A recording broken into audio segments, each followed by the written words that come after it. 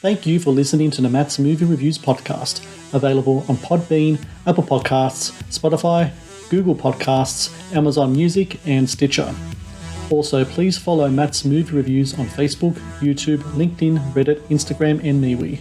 And of course, be sure to visit mattsmoviereviews.net for the latest reviews, top 10 lists, and more. Now, on to the show.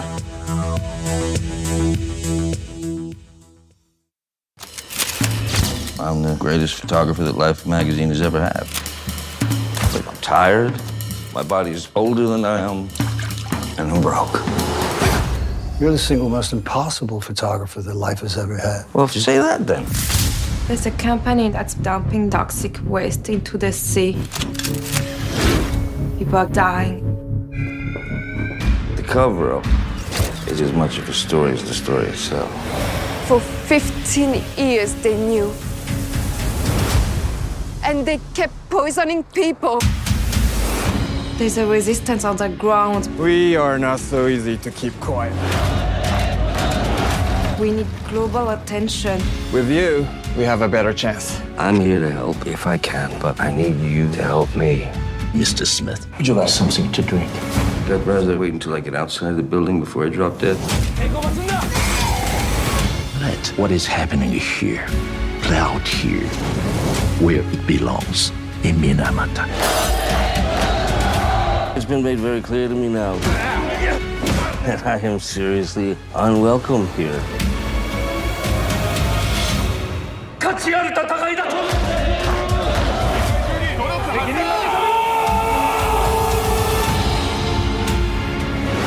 Listen to me, I need the pictures, Gene.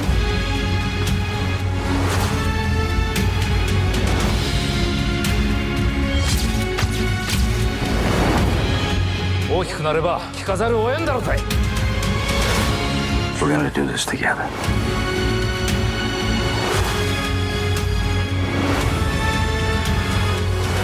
Pick up your camera. Point. Focus. Click. That's how you tell your story.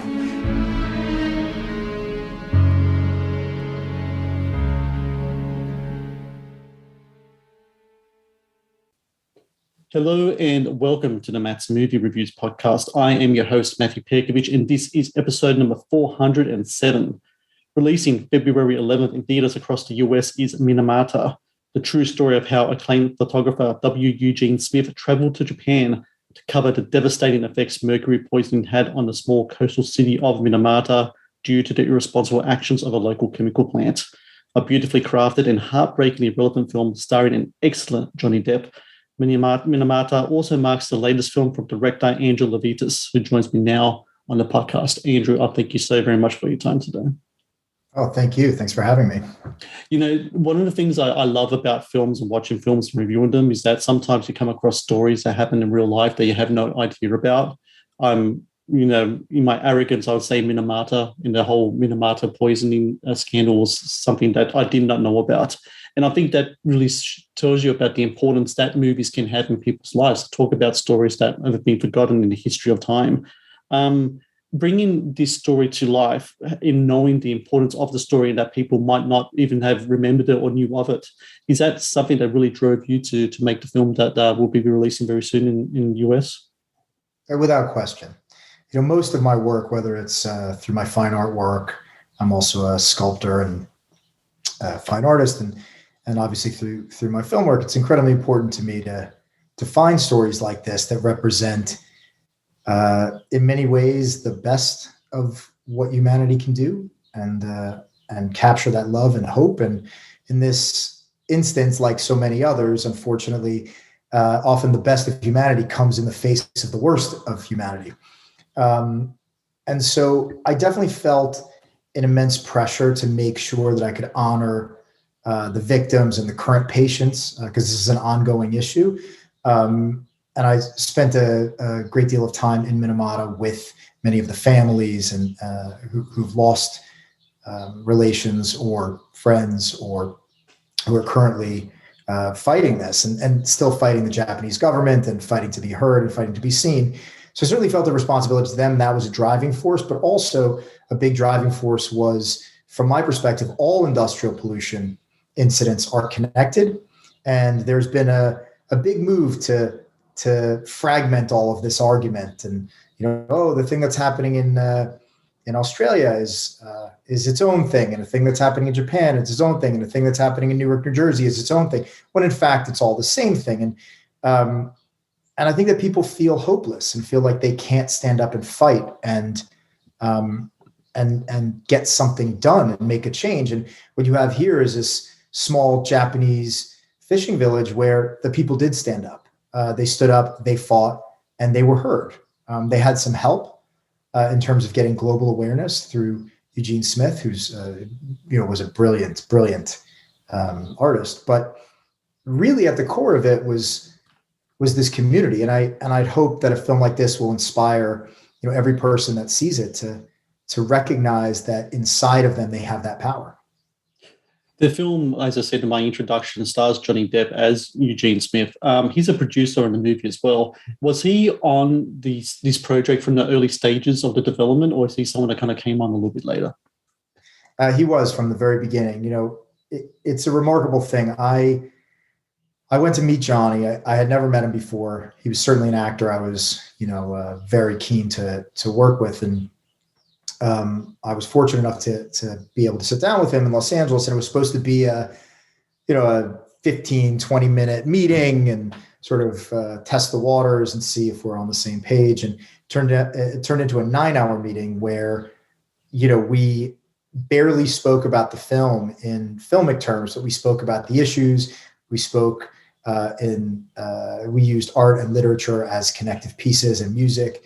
And it was very clear from the very start that Johnny and I were on the same page. In particular, it was important to me to tell the story of this Japanese community and not of Eugene Smith. Eugene Smith ultimately was a wonderful tool for us to be our way in, our eyes and ears, really our eyes, as we walk through this issue and we meet and learn these people. And also, there are very few actors, I think, at Johnny's level historically that would be willing to allow themselves to start a film front and center, but then sort of move back and let the rest of the story really be the star, if you will. And Johnny understood that. In fact, he demanded it the same as I did. So that was really remarkable. And then we just worked in lockstep all the way through. It was a fantastic experience. I believe the success in having Johnny being able to do that, to kind of blend himself into the story, is just his ability to blend himself into his characters so well. Even though he's a celebrity and a movie star, his ability to just absorb the characters or to have the characters absorb him in a certain way is just remarkable and has been very storied. As a filmmaker yourself, what was it like seeing the processes and the execution of that on happening right in front of your eyes? Sure, it was fantastic. I mean, with my my production team, in particular, my cinematographer, Benoit Delhomme, and my production designer, we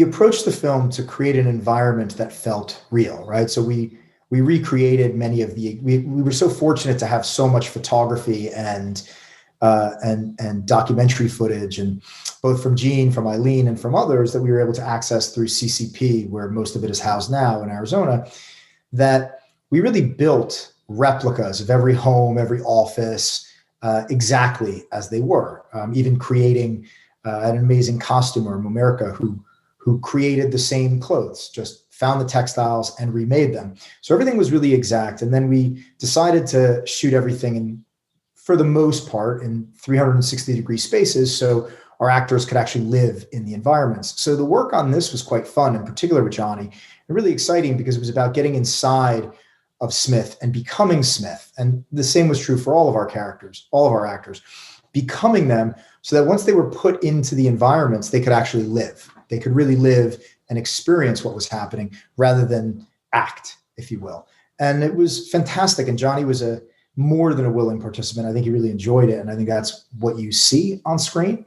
And the other thing is, inside of Johnny, there is a part of him that is very similar to Smith, in that Eugene Smith had the ability to always see hope, to always see love, to always see the best in people. And Johnny carries that as well. And so you can have, you can put, Eileen Smith, Gene's widow, would tell me these stories about how Gene would walk into a room, and even if he was in a bad mood, somehow he was cracking people up and connecting with people. He always had that twinkle in his eye. And it's a wonderful thing, and something that I don't think you can learn or act, something that just has to be innate. And Johnny has that. And so we could put him in these incredibly difficult environments, but you could still see that thing, that sparkle, that zest for life in his eye. And I think that really translates and fit really beautifully with Gene. The Matt's Movie Reviews podcast is brought to you by 80s Tees. 80s Tees is an online retailer of licensed t-shirts and pop culture gear from your favorite movies, TV shows, cartoons, video games, comic books, and musicians. Celebrate your inner 80s nerd and click on the link in the show notes below to get the raddest retro t-shirts delivered to your door. The Matt's Movie Reviews podcast is brought to you by Loot Crate. Founded in 2012, Loot Crate is the worldwide leader in fan subscription boxes. Loot Crate partners with industry leaders in entertainment, gaming, sports, and pop culture to deliver monthly themed crates, produce interactive experiences in digital content, and film original video productions. No matter what you geek out about, Loot Crate has a subscription box for you. To get your very own exclusive collectibles, apparel, and gear delivered to your door, be sure to click on the link in the show notes below. The Matt's Movie Reviews podcast is also brought to you by Vudu. Watch the latest movies and TV shows anytime, anywhere. No subscriptions, no contract.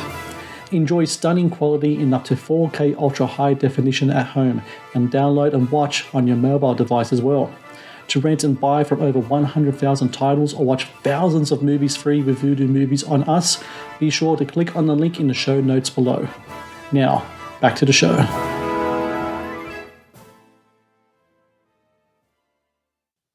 There's a beautiful scene in this movie that really kind of just broke me. It's a scene where Johnny, as Eugene Smith, is sitting outside, and in his lap is a person suffering from Minamata disease. And Johnny, I think he's singing a Bob Dylan song to the person. I'm not 100% in that. How did that scene come about? Was that something that was in the script? Is that something that kind of happens on the day? Because it's just such a, sometimes when you watch these films and you especially watch like films like Minamata that want to bring the humanity of the characters and not the situation, scenes like that really do kind of push it right through, because I thought it was just a terrific scene right there. I loved it very much. Thank you. So it's part of the script. The song wasn't originally in the script. I knew that I wanted a tender moment of connection between them. And again, part of our process was creating real life experiences, trying to recreate it in a way where these wonderful artists, including, one of the great compliments that we've gotten was how I'm constantly asked, how did I get Minamata patients to perform in the film? And of course, they're not patients. It would be impossible for them to do the things that, just to move around, to get to work. Let alone to perform and be on camera. And we had these wonderful actors and prosthetics, and we worked with them, and they trained, quite rigorously to get everything exactly right. And so suddenly you have Johnny as Gene sitting there. We've got this young girl sitting on his lap and just living and being that character. And Johnny's being that character. And, I sort of shouted out to him, sing something. Sing to her, and we took real time in the environments, and he just started singing the Dylan tune, and it was magical. It meant everything, and it really showed how dialed in he was to the moment and to what was actually that essential truth that's there. Because also, we were fortunate. We had, when Gene Smith went to Japan, went to Minamata, he had to declare all of the goods that he was bringing in all those years ago. So actually had the customs declaration, which included all these records and things like that. And so in my conversations and work with Johnny leading up to the film, we were both listening to that, basically that catalog of like 25 records, and included was this Dylan track, was a Dylan record. And so Johnny knew what he would have with him. He knew what he was listening to. He knew what would have been there. And so he sang it. And of course, our line producer almost had a heart attack because he didn't know if we could clear it. And Johnny, wonderfully and so committed to the thing, picked up the phone and called Bob Dylan. What it was, and said, it's Andrew, good, it's good to have an actor that can do that, right? And then Bob's on the phone, and explained what we wanted to do, and he was like, "Of course, man, that sounds amazing. Like, God bless you." And so we're really, really quite fortunate to get that, and it was beautiful, and it was just magic that happens on the day, but it happens because everybody is so on the same page and driving in the same direction. There's a lot of things you can take from this movie. Something that I also took from it is that, to me, it seems like a movie that is about photography, the emotion, the philosophies, the craft of photography. These days, we are dealing with devices like my little mobile device we have there. People can snap anything they want on their phone. People make films now on their phones, etc. Is there, when you're dealing with something in regards to a technology, I'm not a photographer, so I don't know where we are technology-wise in regards to everything. You will most definitely have a better opinion than I am. But do you feel like that the art of photography, the photography that, say, a Eugene Smith worked in and developed that, is that art being lost, or is it something that's more niche these days? What is the standing of that type of photography that we've seen in those Life magazines like 30, 40 years ago? Sure. No, it's a great question. So, a few things. Firstly, as my first responsibility was to the Minamata victims. Then it was to victims of industrial pollution in a larger context. And then it was also to make a film that could resonate in Japan.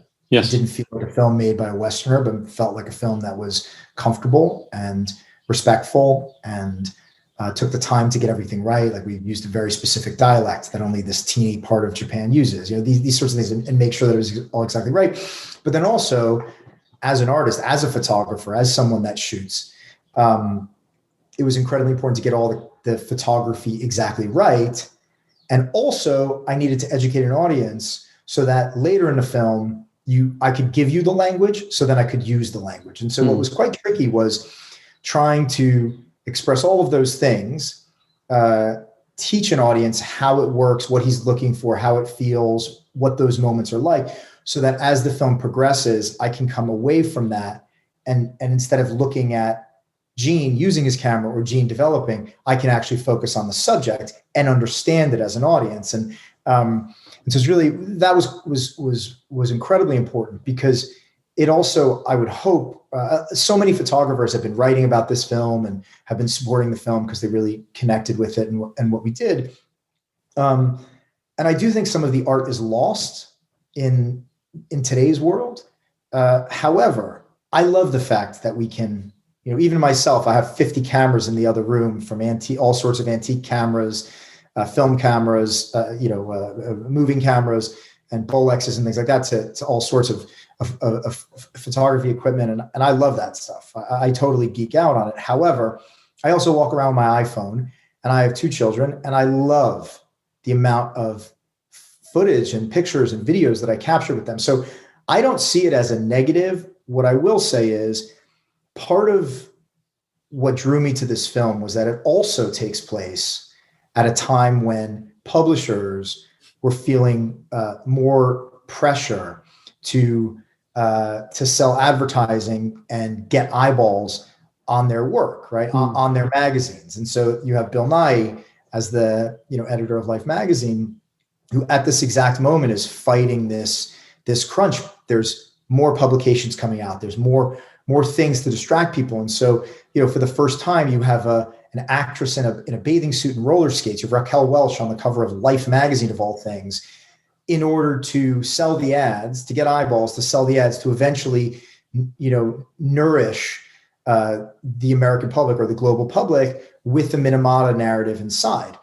And that, to me, is really the beginning of where we are today. That moment is a moment where we now find ourselves, where there is very important photography and very important photojournalism and photo essays being created, and the physical craft of photography is very much alive. But because of all of that other fast-moving sensationalism, there's such a competition that it's hard for an image to draw you in, because you see that image and then you're off to the next. You're scrolling on the screen. It doesn't live with you in the same way. Yeah. There's a very famous story about that Obama, former President Obama, wrote about in his biography, where he remembers seeing this. He was visiting his mother at work, and he was in the waiting room, and he remembers seeing this Life magazine spread, and it was this image, these Eugene Smith images, and how it formed him, because it was sitting there. It was something that you didn't just move past. You lived with it, whether you read the words or you didn't.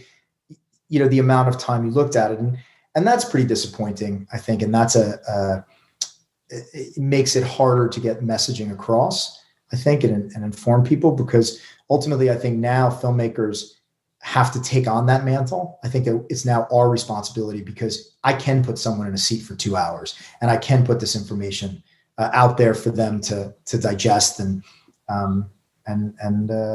grow from.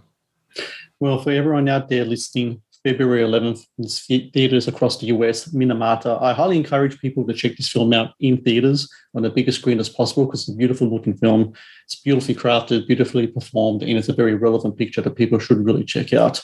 And Andrew Levitas, I thank you so very much for your time today. I mean, it's a fantastic movie. You really did great work here. And I dare to say it's one of the best Johnny Depp performances I've seen in quite some while. And I think that's a testament to you as a filmmaker as well. So congratulations to the film, and thank you very much for your time today. Oh, thank you, Matt. Thank you so much. Thank you for watching the Matt's Movie Reviews channel. Please subscribe for more reviews, podcast interviews, and exclusive content. Also, if you would like to request a review and support my work, please join my Patreon via the link in the description below.